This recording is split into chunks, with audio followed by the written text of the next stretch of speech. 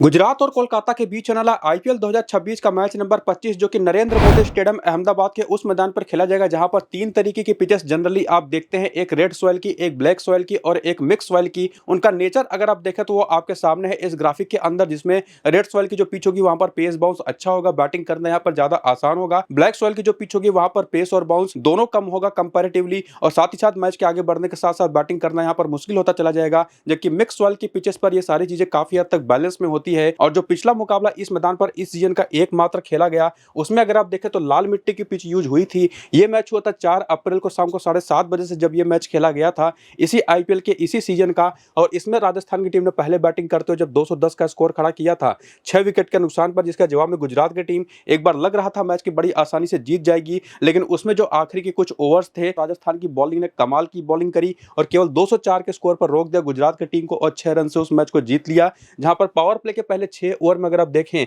तो एक भी विकेट दोनों इनिंग्स में ना तो गिरी, बल्कि रन काफी जबरदस्त तरीके से बने। और मैच के आगे बढ़ते बढ़ते सेकंड इनिंग में बैटिंग करना थोड़ा सा मुश्किल था, लेकिन ये जो पिच लाल मिट्टी की मिली थी अगर आप यहां पर देखें तो करीब आपको 8 मैचेस का स्कोर कार्ड देखने को मिल रहा है। और उसमें कुछ मैचेस के स्कोर कार्ड के ऊपर ये जो टाइटल कलर है आपको दिखाई पड़ेगा ब्राउनिश, कहीं कहीं पर आपको काला दिखाई पड़ेगा, तो कहीं कहीं पर दोनों का मिक्स देखने को मिलेगा। और ये इसी वजह से मैंने कर रखा है ताकि मुझे भी याद रहे, आपको भी देख करके समझ में आए। पूरी तरह से ब्राउनिश वाले जो कलर वाले आपको स्कोर कार्ड दिखाई पड़ रहे हैं, ये तो लाल मिट्टी की पिच पर मैचेस हुए थे, जबकि ये दोनों काली मिट्टी की पिच पर मैचेस हुए थे। और ये जो इंडिया न्यूजीलैंड का मैच था, अगर आपको याद हो टी20 वर्ल्ड कप का फाइनल मुकाबला मिक्स सॉइल की पिच पर खेला गया था 8 मार्च को 2026 में, जहां पर इंडियन टीम ने पहले बैटिंग करते हुए 255 रन बना दिए थे 5 विकेट के नुकसान पर, जिसको चेज करते हुए न्यूजीलैंड की टीम केवल 159 रन ही बना पाई और ऑल आउट हो गई। और उसके अलावा जो ये सारे मैचेस है, हर एक मैच का स्कोर कार्ड अगर आप देखें तो जनरली यहां पर मैच के आगे बढ़ने के साथ साथ चाहे वो लाल मिट्टी की पिच हो, चाहे काली मिट्टी की पिच हो, चाहे मिक्स सॉइल की पिच हो,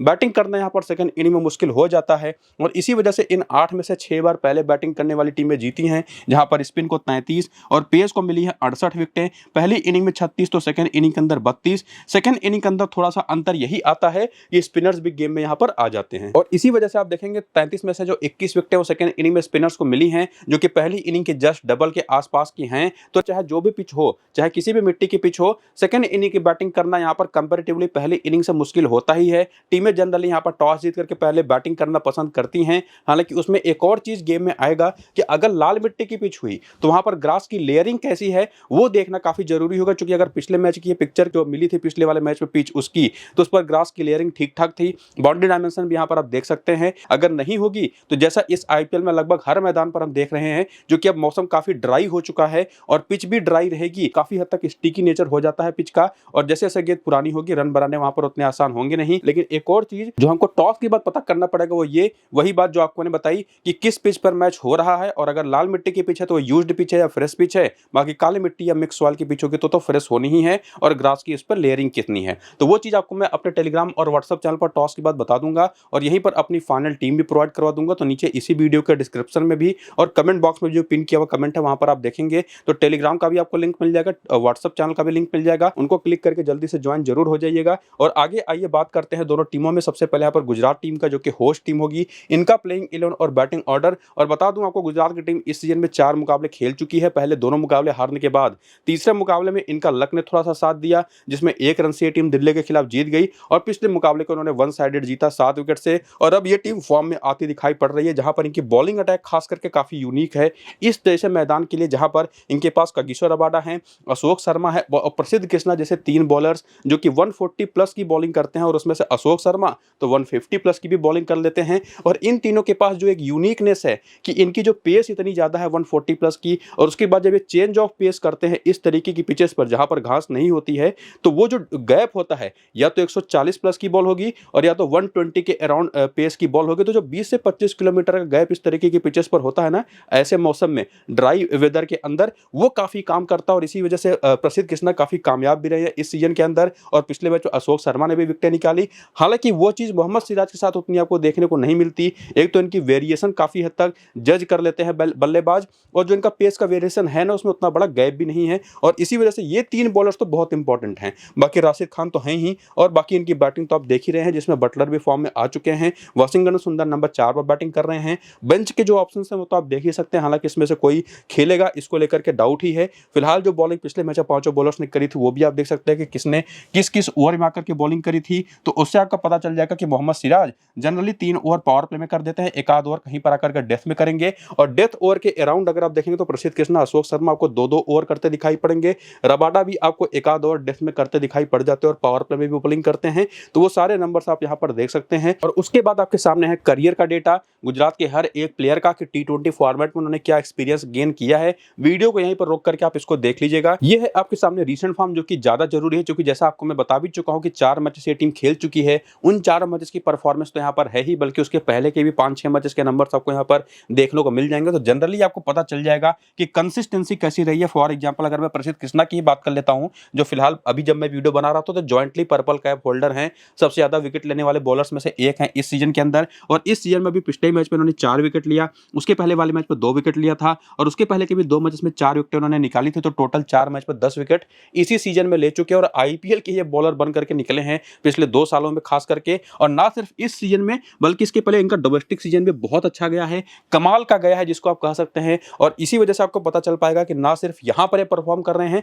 लंबे समय से कंसिस्टेंटली विकेट निकाल करके दे रहे हैं। और वो चीज अगर आप चल करके देखेंगे मोहम्मद सिराज के साथ, तो एक तो इनको इस सीजन में 4 मैच में केवल 3 ही विकेटें मिली हैं। उसके पहले भी अगर आप देखेंगे तो निश्चित तौर पर कंसिस्टेंसी की कमी साफ आपको दिखाई पड़ेगी। हालांकि फिर भी नंबर्स थोड़े से बेटर हैं आईपीएल के मुकाबले। और ये जो टी20 वर्ल्ड कप में इन्होंने एकमात्र मैच खेला था, वहां पर इनको 3 विकेटें मिल गई थी। और एक्चुअली इनको जरूरत पड़ती है पिच पर से थोड़ी सी स्विंग की, जो कि यहां पर देखने को नहीं मिलती। लाल मिट्टी की पिच हुई तो निश्चित तौर पर इंपॉर्टेंट रहेंगे, वरना उतना यूज इनका है नहीं।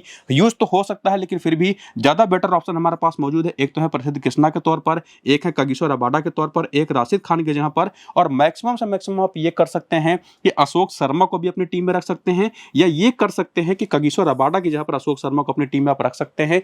इससे ज्यादा कुछ प्रयोग करने की आपको जरूरत है नहीं। रबाडा की भी विकेटें निकालने की जो वो कंसिस्टेंसी है उतनी आपको देखने को नहीं मिलती है। फिर भी 4 मैच 4 विकेट ले चुके हैं, वो चीज आपको इसके पहले भी देखने को मिलेगी।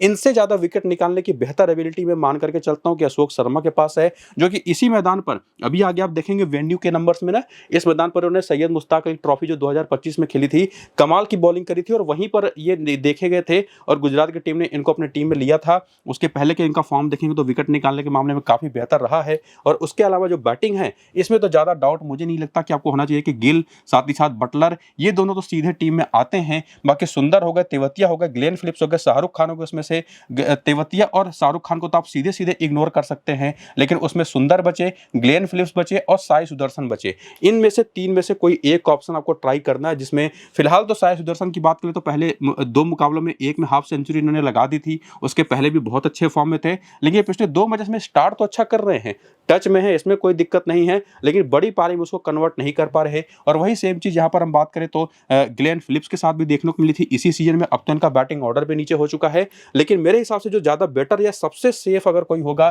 तो वो तो साई सुदर्शन ही होंगे। लेकिन अगर कोई सेकंड बेस्ट ऑप्शन इस टीम के अंदर है तो वो यहां पर हो सकते हैं वाशिंगटन सुंदर। और वाशिंगटन सुंदर एक तो बैटिंग से अच्छे फॉर्म में है, जो कि पिछले 2 मैचेस में इन्होंने दिखाया 21 नाबाद और 55 रन की पारी खेल करके।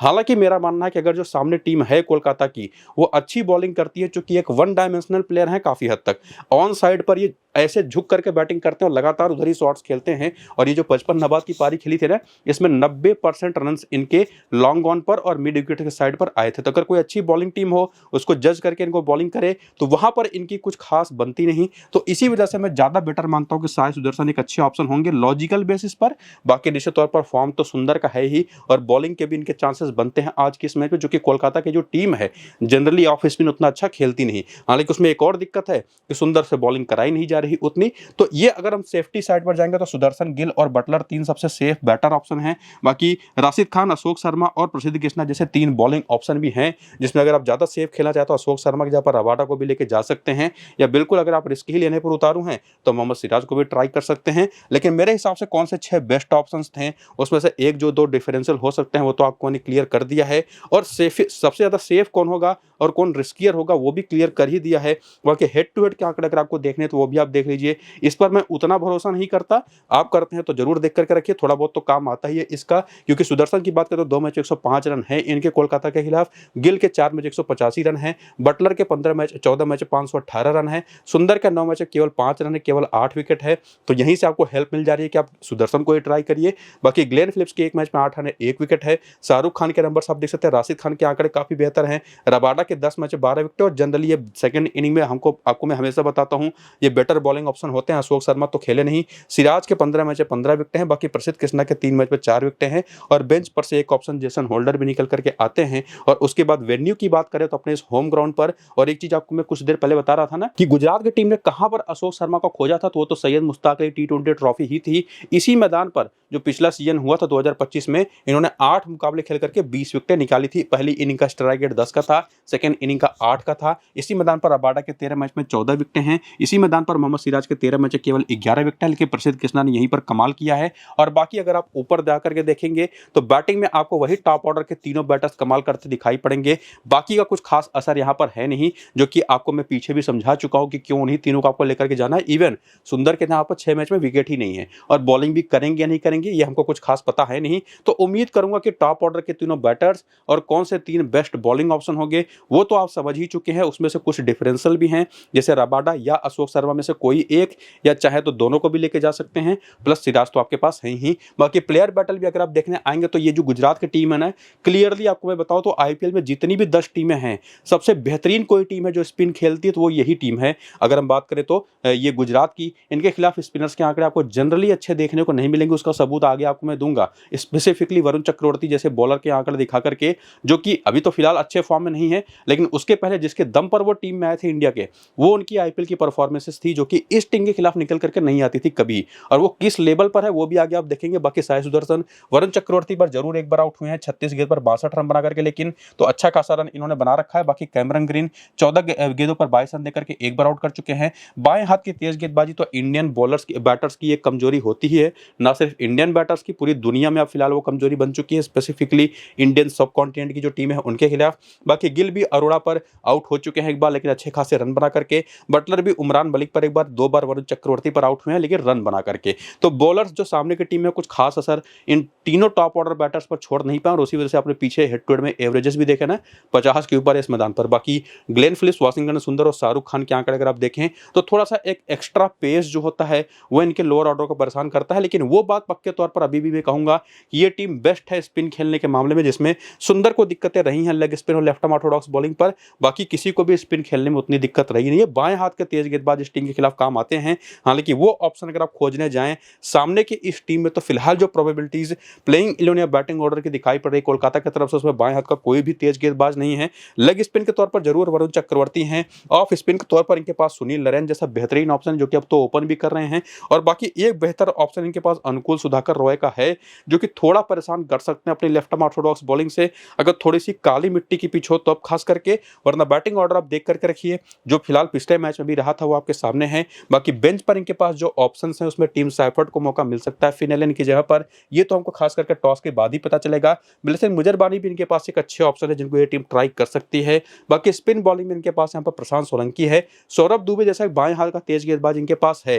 तो जैसे एसआरएच ने पिछले मैच में किया था, 2 नए गेंदबाज लेकर के आए थे, तो अगर ये टीम इनको ट्राई कर ले तो क्या ही बात हो। एक कमाल के ऑप्शन वो हो सकते हैं, जो कि आपको मैं ऑलरेडी बता चुका हूं। ये गुजरात की टीम की जो बैटिंग है ना, बाएं हाथ की तेज गेंदबाजी पर फंसती है, स्पिन बहुत अच्छा खेलती है। बाकी बॉलिंग जो पिछले मैच में कोलकाता की तरफ से हुई थी, वैभव अरोड़ा, कैमरन ग्रीन, अनुकूल रॉय, सुनील नरेन, वरुण चक्रवर्ती और कार्तिक त्यागी की तरफ से, वो आप यहां पर देख सकते हैं। इसमें कार्तिक त्यागी ने बहुत अच्छा खासा, अगर हम बात करें तो इंप्रेस किया था अपनी बॉलिंग से। आखिरी 2 ओवर जो 18वां और 20वां ओवर इन्होंने किया था ना, उसमें रन ही नहीं बना पाई थी सामने की टीम। और इस तरीके की स्टिकी नेचर वाली जो पिचेस इस सीजन में रही हैं, वहां पर ये काफी कामयाब हो सकते हैं। जिनके पास एक्स्ट्रा पेस भी है, 140 प्लस की बॉलिंग रेगुलर बेसिस पर करते हैं। चक्रवर्ती ने ठीक ठाक बॉलिंग करी थी लेकिन विकेट नहीं मिला था, और सुनील नारायण को तो सामने की टीम खेल ही नहीं पा रही थी। बाकी कैमरन ग्रीन की पिटाई हो गई थी, वैभव अरोड़ा की पिटाई हो गई थी, अनुकूल रॉय भी काफी अच्छी बॉलिंग कर रहे हैं कंसिस्टेंटली। फिलहाल 2 से 3 ओवर हर मैच में इनको मिल भी रहा है। बाकी करियर के आंकड़े जो है कोलकाता के प्लेयर्स के, वो भी आप देख सकते हैं। उसके बाद है आपके सामने रीसेंट फॉर्म, और आपको ये भी बता दूं कि अभी तक ये टीम 5 मुकाबले जो खेल चुकी है उसमें 1 मैच इनका बारिश में धुल गया था। बाकी 4 मैचेस जो कंप्लीट हुए हैं वो चारों ये टीम हारी है। और उसमें परफॉर्मेंसेस देखने जाएंगे तो फिन एलन तो बिल्कुल नहीं चले। हालांकि पहले और दूसरे मैच में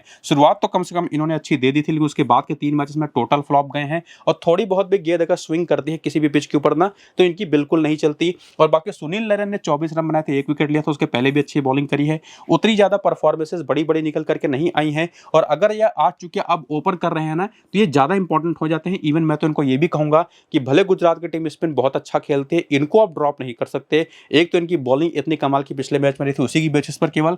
बाकी रहाणे ये काफी ठीक ठाक फॉर्म में दिखाई पड़े हैं अभी तक, तो ये एक बैटिंग सेक्शन में काफी अच्छा ऑप्शन हो सकते हैं। और वहीं पर सेम एक और ऑप्शन होंगे अंगक्रिस रघुवंशी, जो कि इस पूरी की पूरी टीम के अंदर बैटिंग में जो सबसे बेहतर फॉर्म में है वो यही रहे हैं। और टेक्निकली अगर हम बात करें ना तो करंट जनरेशन में सबसे बेहतरीन और कोई साउंड प्लेयर है तो आप उसको सीधे सीधे कह सकते हैं, उसका नाम है अंगक्रिस रघुवंशी। करंट जनरेशन की बात कर रहा हूं, जो कि 25 से 30 साल के प्लेयर्स है फिलहाल इंडिया के अंदर, टेक्निकली बहुत ही साउंड प्लेयर हैं और अगर एक बार जम गए तो उनको आउट करना मुश्किल हो जाता है। बाकी कैमरन ग्रीन ये तो टोटल फ्रॉड ही साबित हुआ है ग्लेन मैक्सवेल की तरह आईपीएल के अंदर, लेकिन फिर भी यूटिलिटी तो इनकी है, कम से कम 2 ओवर की बॉलिंग कर रहे हैं, बैटिंग भी कहां पर करेंगे कुछ पता नहीं। रिंकू सिंह का फॉर्म भी यहां पर गड़बड़ चल रहा है। बाकी एक ट्रम्प ऑप्शन हो सकता है रोमन पावेल, जो कि बहुत नीचे बैटिंग तो जरूर कर रहे हैं और अपनी टीम को मैचेस जिता भी नहीं पा रहे हैं लेकिन रन्स बना करके दे रहे हैं। और बाकी रमनदीप सिंह तो बहुत नीचे आते हैं। अनुकूल रॉय एक बेटर ऑप्शन हो सकते हैं इस टीम की तरफ से एज ए बॉलर, एक ट्रम्प ऑप्शन के तौर पर आप ट्राई कर सकते हैं। बाकी कार्तिक त्यागी एक हाईली सजेस्टेड प्लेयर है जिनको कतई आपको ड्रॉप करना नहीं है।